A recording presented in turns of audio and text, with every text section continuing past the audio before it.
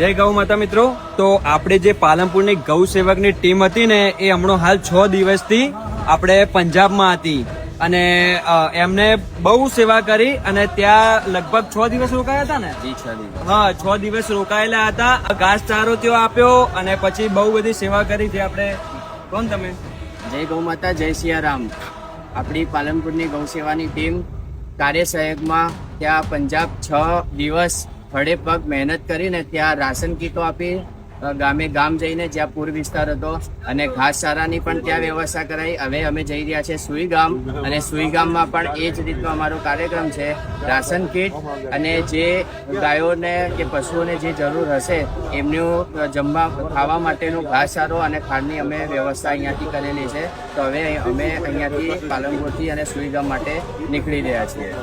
જય સિયારામ, જય ગૌ માતા.